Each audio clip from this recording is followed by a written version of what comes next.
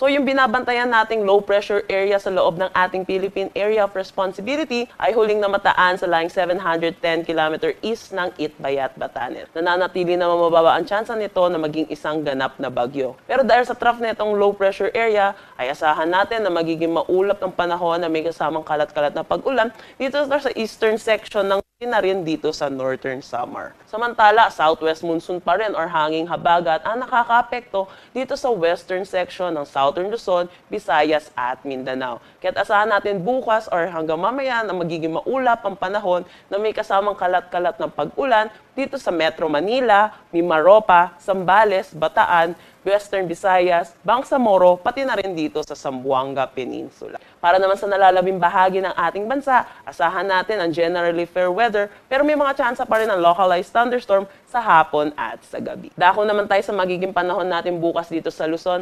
Asahan natin na malaking bahagi ang makakaranas ng maulap na panahon dulot ng southwest monsoon. Pero dito sa eastern section ng Luzon, asahan natin ang generally fair weather pero may mga tsansa ng localized thunderstorm sa hapon at sa gabi. Dito sa Metro Manila, maglalaro ang temperatura between 26 to 32 degrees Celsius, Lawag 25 to 32 degrees Celsius, Tugigaraw 24 to 33, Baguio 17 to 23, Tagaytay 22 to 32, dito sa Legazpi 24 to 32.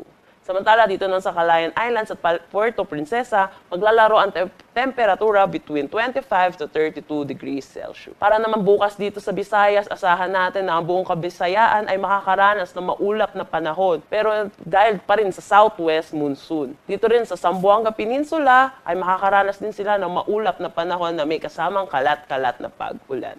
Pero good news naman dito sa eastern section ng Mindanao, asahan natin ang maaliwalas na panahon na may mga tsansa ng localized thunderstorm sa hapon at sa gabi. Dito sa Iloilo, maglalaro ang temperatura between 25 to 32 degrees Celsius, Cebu 25 to 31, Tacloban 26 to 31. Zamboanga City ay 24 to 32, Cagayan de Oro 25 to 32, pati sa Davao 25 to 32. Wala naman tayong nakataas na anumang gale warning sa anumang seaboards ng ating bansa, pero makakaranas tayo ng mga light to moderate sa ating mga karagatan.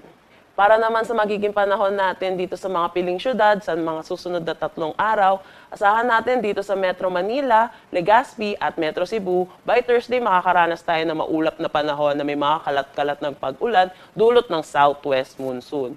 Pero dito sa Baguio at Davao, asahan ng generally fair weather. Pagdating naman ng Friday at Saturday, asahan na natin na improving ang ating weather at may mga tsansa pa rin ng localized thunderstorm.